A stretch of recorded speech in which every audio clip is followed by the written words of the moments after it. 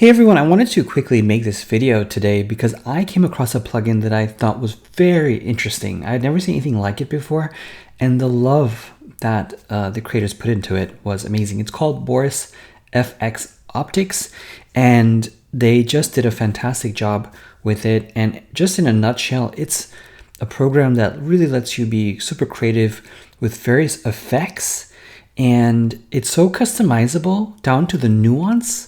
But it's also easy to use, and I was kind of blown away by it. I'm not even affiliated to them at all. I just wanted to share this video to show you some cool stuff that we can do with it. This is great for anybody who is interested in taking their work and adding a different interest to it, especially if you're looking to create different interest points or effects. For example, like if you're looking for particle illusions or different rendering of different styles and textures, or if you're looking to change light properties and all of that. And it's just fun. And I want to just quickly demonstrate how this works in a nutshell. There's tons of other tutorials around it, but just this is a good starting point to show you how to get into it. So first of all, let's say I have this image here, and these were provided to me by my friend Renee Robin, who kindly took the time to explain what this program did for her. And I love her work, and I really take everything she says seriously because she's someone like me who's very serious about being a creative and exploring different tools. So firstly, we're going to go ahead and right click on our image and convert to smart object, because then everything we do can then be modifiable. And then we want to go to filter, or I should say, here we go, filter, Boris FX and Optics. And obviously this is once you install it. And then in Optics, it's going to pop up here, and you might get a message that says apply previous filters and mask. I'm going to say no. We can start from scratch. And this is it. This is the interface. It's really, really simple. And most of it is going to be down here.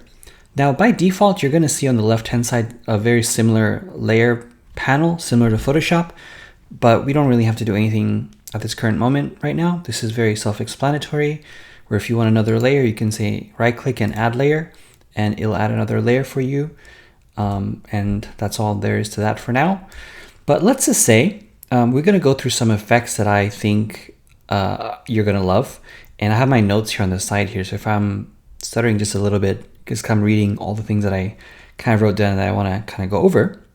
But there's different categories here and filters. First of all, I do want to say though, if you load this for the first time, you're going to notice that by default, yours is going to be a film strip here, like this. On the bottom right-hand side, I've just clicked this, and it's kind of like wrap text in a text editor. It just allows you to scroll vertically. It makes it a bit easy to kind of modify how it looks. But I want to go and explore some of these different options here. So it's separated into different effects, and I want to talk about the effects first. One of my favorite ones are the light category. Let's start with something like atmospheric glow. Now, once you click on one of these effects, within each of these effects, there's multiple presets, which is insane. And let's just talk about the default one for a second here. Now, the cool part about this is that if I move this around, you can see the light effects really take into account the subject matter. So it's as if you're truly creating a light source and then re-rendering it. The crazy part is it's actually really fast, and I thought this would take forever to render, but this is incredibly fast. I'm currently using a M2 or M3 MacBook Pro with 32 or 36 gigabytes of RAM. So nothing insane, but it is incredibly smooth and has no jitter, which is great. So aside from moving this around, we can go on the right-hand side and adjust these parameters. And I've played with this, but the fun thing about this is I genuinely don't really know exactly what everything's doing. So I play with the sliders, and you can adjust the intensity. I can go here into, let's say, orbs, and enable the orbs as well. And I can add orbs in there and change the count that I want or anything like that. I can change the intensity. The other cool part is I can change on the top here, there's a timeline, because all these effects are done on a timeline. So if you like a particular setting, you can adjust the timeline and totally create something new and different every single time. So if you have multiple images you can make them look individually different. So it's having, you know, like 1,000 different textures of the same effect, and it's never going to be the same as anybody else's. So that's really, really cool. The other cool part here is, let's say there's Prism. So I can enable the Prism option too and create more like a prismatic effect. If I go ahead and reduce the intensity here, or increase the intensity, and play with that.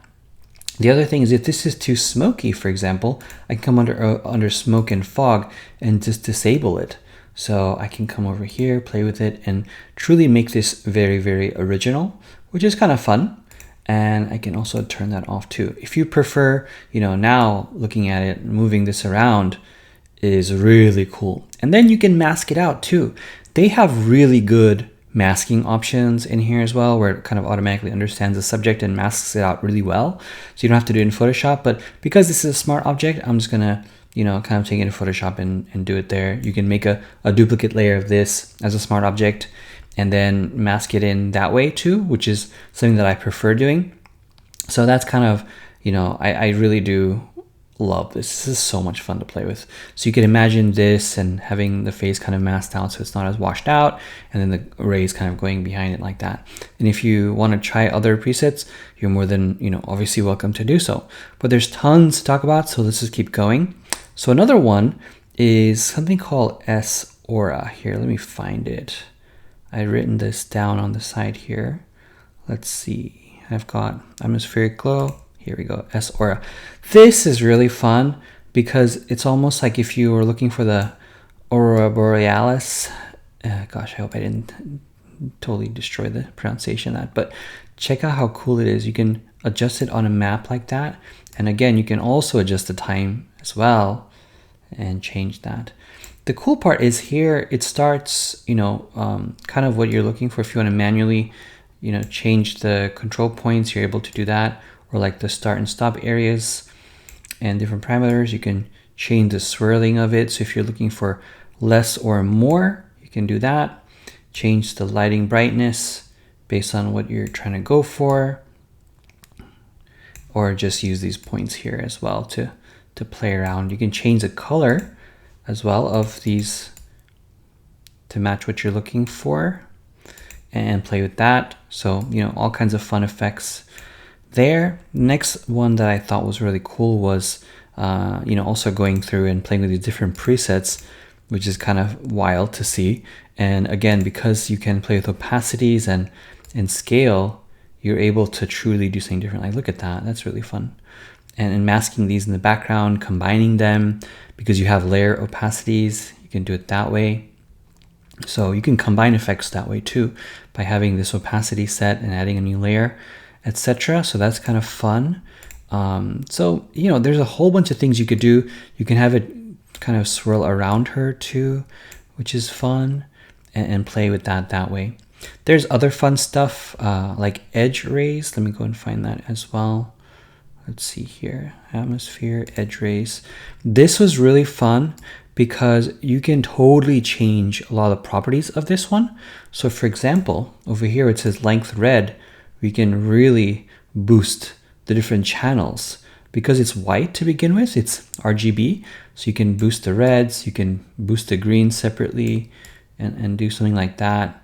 You know, truly create something that's very cool and interesting, especially if you have some fun ideas in mind. And this alone, I think, inspires different shoot ideas for me, because now I'm thinking I want to shoot something that allows me to take advantage of these really fun effects.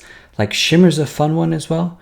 We can amplify the shimmer so it has a lot more contrast between the rays themselves, or we can, you know, minimize it if we want something more subtle. We can reduce the frequency or increase the frequency of the shimmering as well, and all kinds of stuff. Atmosphere is fun too, because we can really reduce or impact how much of that is kind of coming through. So it makes it really fun. And I just love actually playing with this and seeing what it can do in different parts of the image. So once you, let's say you like something like this, I can hit apply and it's going to go back into Photoshop. And then from there, you're able to modify that as you so choose. So you can see here that, you know, optics is here on its individual layer. And because it's in a smart filter, I can actually go ahead and click on the mask, and I can take my brush tool here and I can just use, you know, like a light flow and just ensure that her face isn't covered or something like that, or just something really subtle, and really play with it and get what you're looking for if you want to modify it in Photoshop instead of the program. The program does have masking as well, as I mentioned, but for me, I really like doing it in Photoshop as well. Okay, let's take a look at another image to play with here and see. Renee had gave me a lot of fun photos. I was like asking her, can I play with some of your images? Because they're really fantastical and fun. And I'll do the same thing here, convert to smart object. And then I'm just gonna go to filter and Boris FX Optics, like that. And it'll come back into optics. I'll say no. And it did load a second instance of it, so I can, you know, close out the other one if I want to, but that's not necessary right now. And I'll do the same thing. I'll go back into light and let's talk about like prisms. This one is a fun one for me because with Prism, this gives me that prismatic effect. So if I'm looking to really, let's say, add this effect to like the foreground or something to put some emphasis and make it interesting, you can do that. You can see here I have these multiple points that I can play with, and it creates a more prismatic effect in different areas. So I think that's really cool. This is more like center point. This is the separation. This is wild. Like the separation between them, you know, so it can do a lot. It definitely also has a ton of other functions in terms of like color grading as well, but I'm just focusing on the light section at the moment. All right, next thing is going to be like some of these presets here. So if we go down to, let's see, or actually before we go into presets, I want to go over here. Let's see, so I have Prism. No, let's go to the presets here, like low samples, swirls, and again, you can change all this aspect. You can change the smoothness and really explore. It gets more and more nuanced as you go down this list. So I like to stick to the top, and then if you're looking to, you know, really have a more nuanced effect, you can go in here and play with it.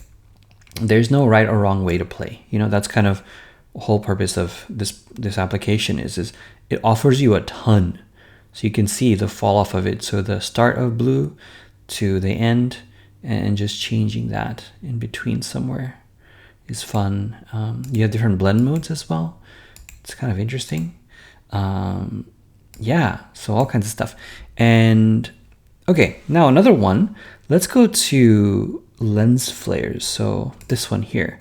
Lens flares is my favorite because these are actual lens flares from the actual lenses themselves. So, you know, they kind of did a really good job of ensuring that the lens flares matches what you're going for. And I always love kind of using that stylistically, perhaps, but you know, maybe you don't want the actual hotspot, and you can change that. You can change the brightness of the hotspot itself over here. You can see like that hotspot will go away or minimize depending on what you want. So if you're looking for just that, you know, minor lens flare, that you know, J.J. Abrams kind of look, you can do it that way. You can scale the width of it too. You can really enhance it and change anything you want, which is kind of wild to me to see how much control you have over these individual elements. This can be really good for special effects, especially if you're like a cosplay photographer or a fantasy photographer, or even if you're doing something that, you know, a touch of this could be of interest.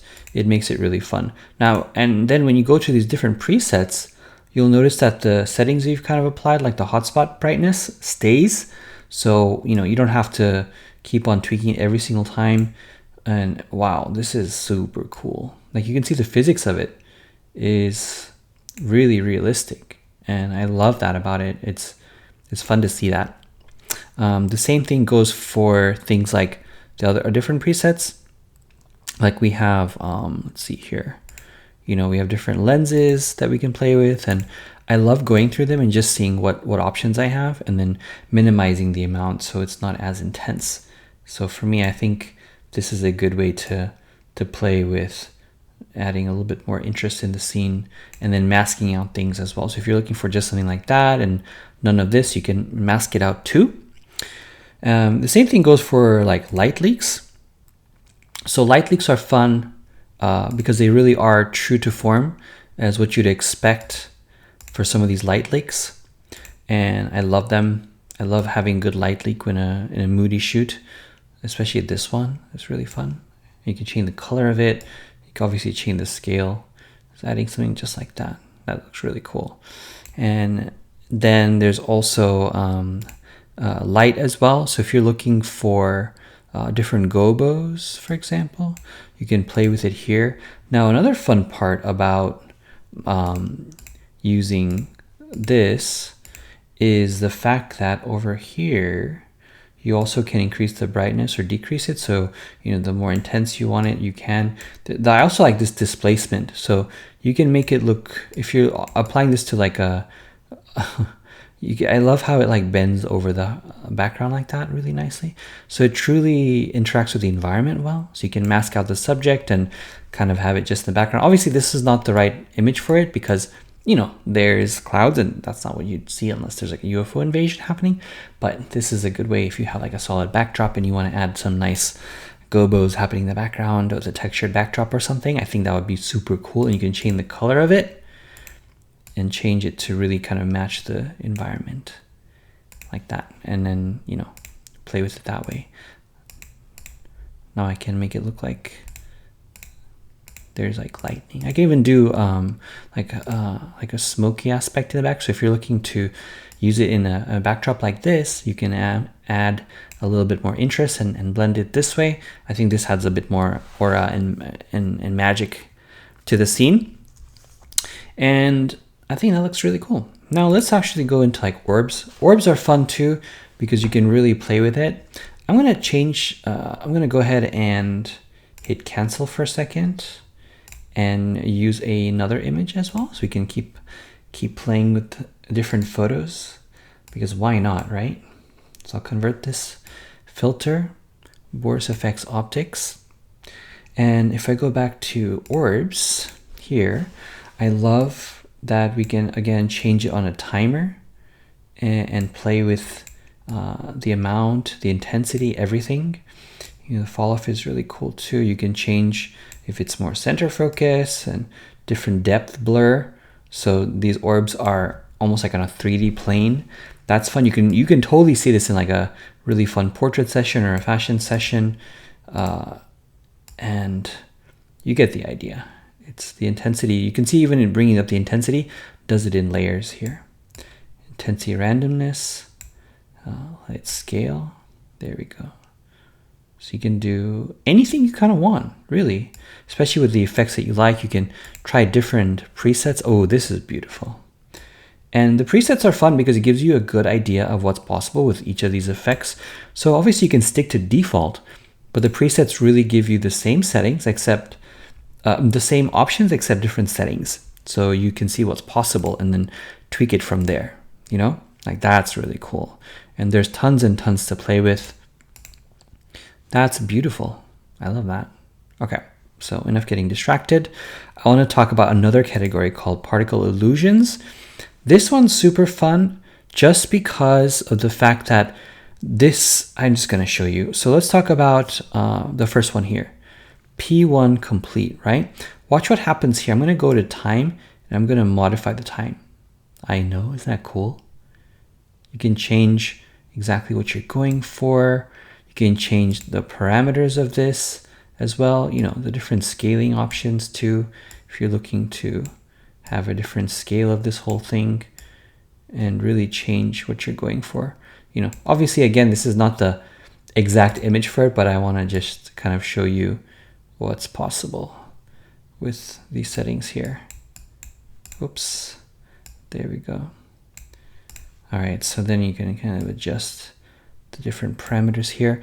And then finally, we can also go into like the different, again, presets here. So you don't have to stick to this one. You can see how many there are. There's so many of them. There's so many effects. And each of them have their own timelines. So this is really good for, you know, environmental things. And this one's fun too. This Arctic ball. This Arctic ball is fun. You can almost imagine this as like snow or something. And you can have different layers of this too, and you can move it around and change the scale and opacity. The opacity is fun because it does it in a really realistic way. And then finally, let's go to master scale. You can change the different opacity from here. You can change the blend mode too. And then my favorite is the timeline feature. Let's take a look at some of these other effects. So we also have explosions here somewhere. Let's see, emitters. Here we go, explosions. This explosion is super wild because if you, let's say, are shooting something with need explosions, you can change the timeline. So based on the point in which, the explosion happened in your photo, you can change it as well, like this. There we go. And depending on what you're looking for, you can add a bunch of different dark, kind of fog in the background, different smoke coming up here. Really cool. There's different types of explosions too. So if you didn't like that one, there's like a million of them. There's a million of them. Okay, let me adjust the time frame for a few of these. You can see here. Sound effects brought to you by me. You can change the opacity. Let's see. And you can see as you change the opacity, it does it in a very realistic way. It doesn't just reduce the whole opacity. It actually does it in a really cool way. I love that. It's like staggered. It's like opacity in layers. It's kind of fun. Bring that up. Tint strength, world transform, scale. So if you want a big explosion, I don't know why you want an explosion in this photo, because it's super cool, I guess. All right, next one here. Let's talk about, I just want to go through all of these. They're so fun. Okay, enough explosions, enough fireworks. Okay, now let's talk about emitters. These emitters here are just dazzling, honestly. Like, look how beautiful that is. You can imagine this in a studio shoot more than likely, and seeing how it kind of modifies. And again, the same thing with opacity.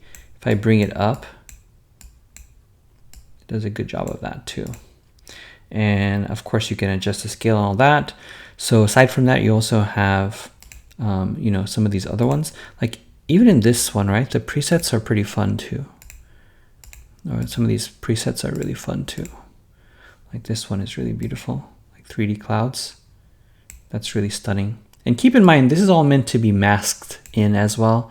And I'm not masking anything right now because I just want to go through some of these different effects, but you know kind of how to do that, hopefully, and apply something of interest and change the color of it, all that kind of stuff. It's a good base. Finally, we also have glitter. Okay, enough. Oh wow, it's pretty fun. Look at that. Whee. All right, so aside from the glitter, let's go to some of these other ones here. This one was a fun one. So if you are somebody who is doing some, anything with cosplay, or let's say you like Iron Man costume and you're looking to adjust the radial aspect and the dials and things like that, you can adjust it that way. This one's very intensive because it's very graphically intensive. So I'm not gonna move that too much right now. But you get the idea. It's on a timeline as well, so you can play with it and see what part of the emitter you'd like. There's also like a 3D HUD that allows you to see a different style, similar to what we were just working on right now. And like this one as well, there's different styles. There's some of these options here. Okay. So aside from these emitters, I want to also go into dust and fog. I think dust and fog is a really good one. Oh, before I do, this one's a fun one. I love this one because when you play with the timeline of this, it looks super cool. It's a very good backdrop, actually. I might play with this one for a shoot and light it accordingly. Because if I have this as a backdrop, you can have a really nice light that matches, like a blue gel coming from one end and a warm gel coming from another, and it'll blend in really nicely when you composite this one, I think. Okay, dust and fog. Where are you? Dust and fog. P1, dust and fog. Here we go, dust and fog. So this one's kind of fun because over here, when you go at the bottom, I want to talk about the seeds and clouds.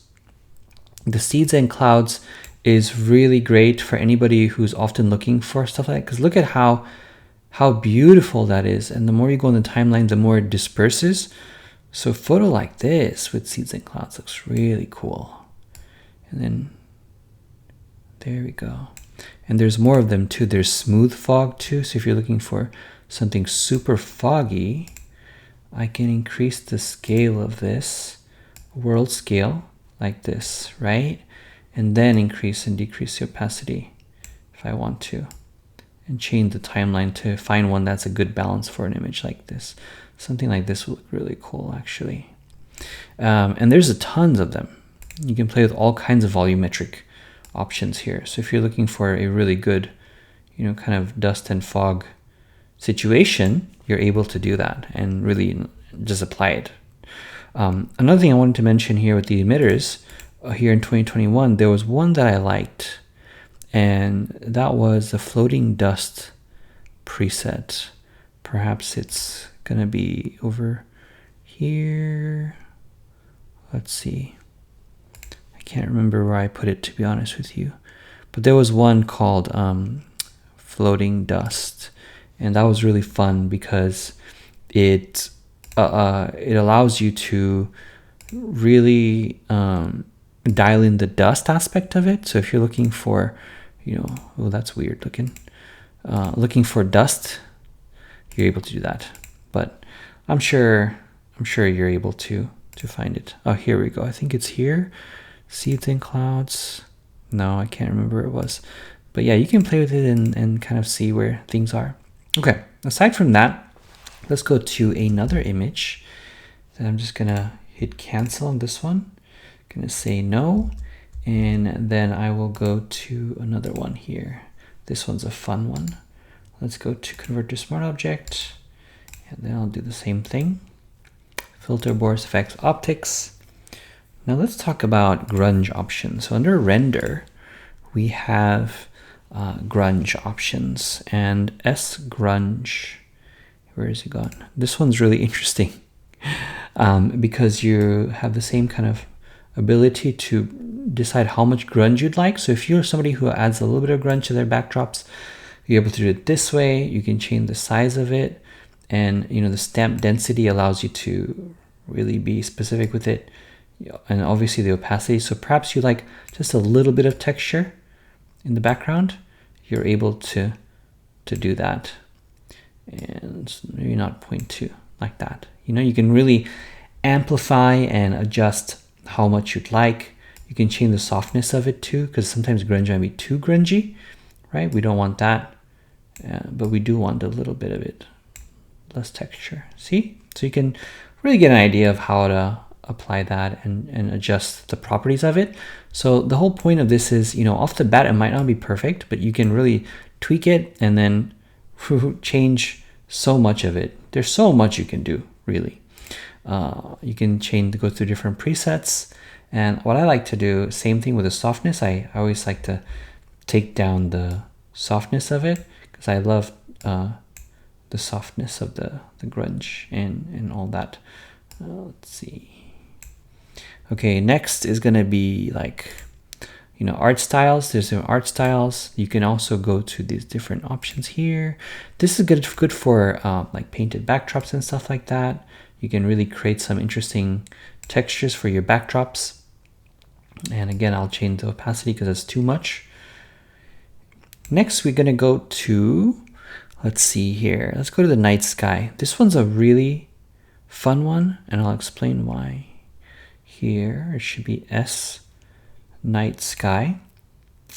Here we go. So this one's beautiful for a couple of reasons. Number one, obviously we have the night sky, but you can change the night sky based on the date. So if you want to go back to your birth date or whatever, you can, I guess it only goes to 2000, but you can kind of if you shot something at a particular date and you want to see what the night sky was then, you're able to create something very specific to that. You can change the latitude and longitude of the night sky here, and the time as well. So if you're like, oh yeah, I was here at the time that I shot, a landscape photo, but I didn't get the night sky shot, you can easily do that. You can change the time that you were there and get something exactly like it was intended to.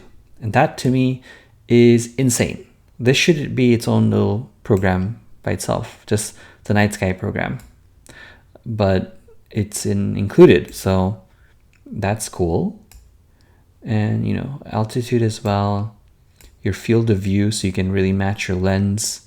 And I don't even know what to say, to be honest with you, because that's crazy. You can change the saturation to match whatever it is that you had in your image. Also cool is you can change a lot of the brightness and the intensity of it. So if you're looking to change the glare size, you can do that. You can change the length of the streaks. You can do that. You can change the brightness. Right? You can do that. You can go through different presets and really do it based off of so much. I love this one. This one is beautiful. Just adding like a touch of night sky. I think it's fantastic. I'm going to do a night sky shoot now and just add a bunch of textures like clouds, dust, and then the night sky thing together would be super sick, right? You can already see it. And if that wasn't enough, there's also different things like Stylize. So under Stylize, you're able to try different things. Like one of the things that I loved about Stylize, let me go here, the Prism lens. So the Prism lens is cool because obviously by default, there's, oh my gosh, this is so fun. So the Prism is really fun. You can change the actual position of the Prism itself. You can actually, if you don't want the Prism itself, but just the actual Prism flares, I'll show you how to do that. Over here under reflection details, you'll see reflection opacity.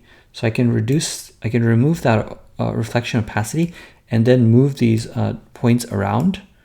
So let me try to find the point.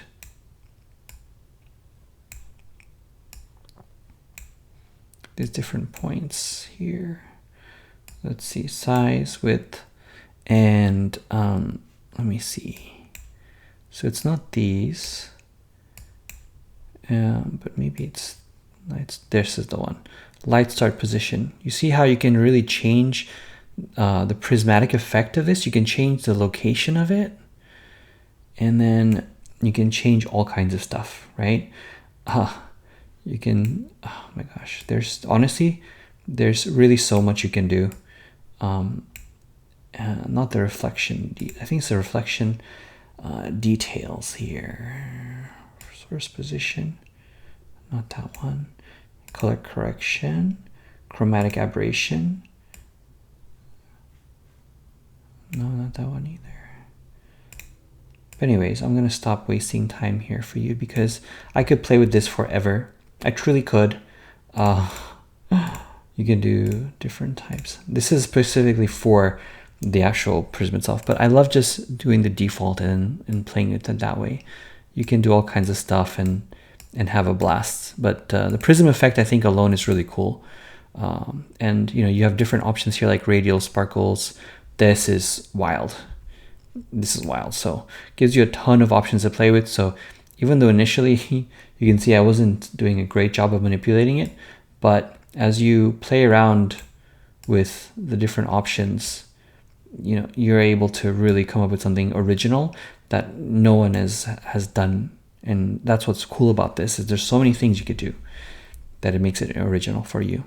And then finally, I think there's options as well about favorites. You can put a bunch of things that you like under favorites. You can do different gradations and tints, especially when it comes to color. These are all based on LUTs as well, so you're getting something really beautiful. One other thing that I want to mention here is under image, there's something called Deband. What Deband is, if you get a lot of banding in your photographs, you're able to smooth it out and then mask it in. I love doing that for backdrops that have a lot of gradation and stuff happening, or a lot of banding that happens.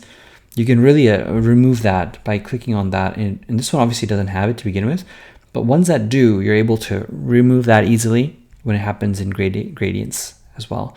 Under Film Lab, we also have things like film damage, right? So you can truly change, for example, like if you're looking for actual film damage, you're able to do that and change different things like grain detail.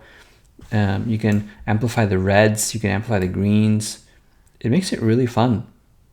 Another thing that was fun under stain details, you have something called stain print. And under stain print, not stain print here, hold on one second. It's going to be, I'm just reading off on the side here. Stain print, there we go. Stain print, you can have stain negative, you can have stain size.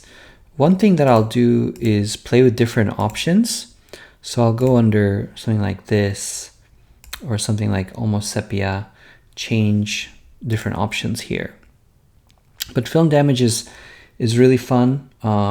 Stain density, there we go. So you can increase the density of this stain. Trying to find out what I was looking for here. Stain negative, here we go. You can change how much of that. You can change the size. There it is. The size of it, you can change the opacity. You know, so if you want just a little bit of it, you can do it that way. You can change, you know, again, it's on a timeline, so you can change how much or the different type that you want and see on a timeline what you like. So you come up with something different, original every time. I think negative I'll tone down, but this one I'll adjust. And you can play with that way. You have different streaks as well. Those different hairs and dust detail and vignette details and all kinds of stuff. It's wild. Then from there, we also have things like ultra grain. So, you know, you have grain and then ultra grain. Ultra grain gives you a lot of grain options from actual cine cameras. So you can see Blackmagic, Alexa Mini, you have Kodak. So you can get real grain. That's kind of fun. It's really, really fun. You have mono, 8mm, etc. There's just so much red cameras. It's crazy. They work with actual film companies and the actual cameras to generate these grain modules. So it makes it super authentic. Something that I think you don't really get to see. It also does a good job of, you know, the great transition from shadows to highlights and how grain density is different, right? This looks great. I love this. Then finally, you know, we have even over here diffusion and blurs. Like oh my gosh. If you're looking for things like, you know, motion blur, depth blur, anything you want, you're able to get it.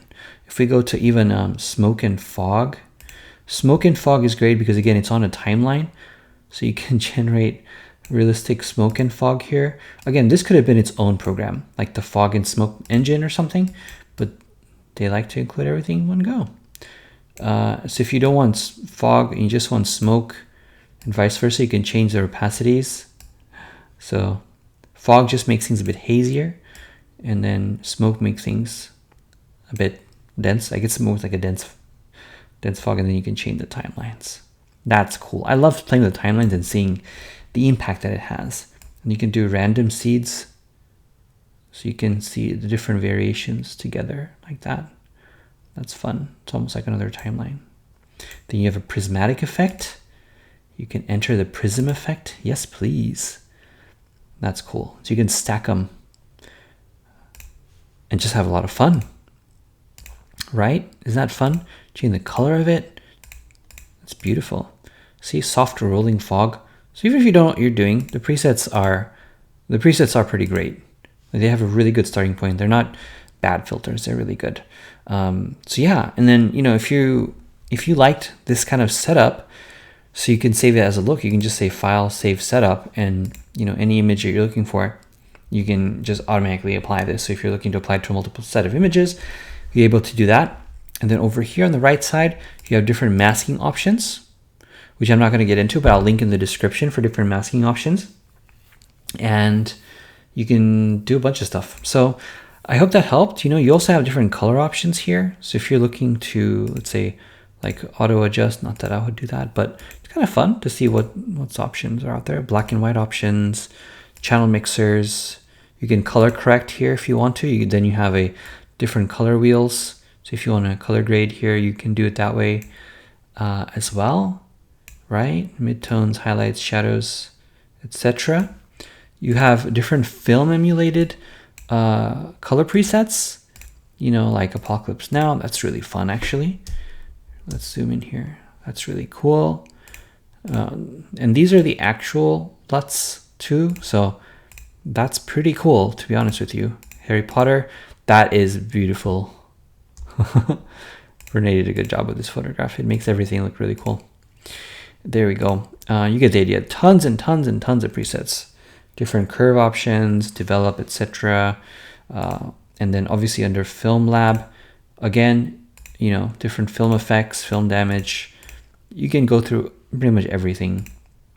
Different vintage options.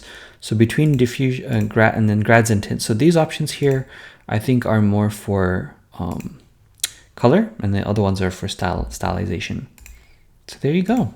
Let me see if there's anything else I want to just look at here under color. Got levels, low contrast, polarizer, selective color, selective saturation, shadows and highlights, different options. So if you're looking for minor tweaks, that's nice. Fluorescence, Kelvin, different white balances. So, wow. Because these are LUTs, you're able to really dial in something really nice without too much banding, hopefully. And so yeah, there you have it. Now I'm just messing around because I want to go through everything and play with it. But yeah, if you're looking to play with something that has a bunch of different options and you want to try something to elevate your creativity a little bit more, give it a go. I think it's a fun little tool. It has more than I bargained for, and I just wanted to talk about it because I thought it was awesome. So I'm excited to use it in my work because I see what I want to do as I've shown you, and I would love to see what you all do too, especially if you're kind of stuck with options and you're trying to play with something different. Give it a go. All right, thanks so much. Hope you enjoyed this video and walkthrough. I apologize for being a bit random, but it was easier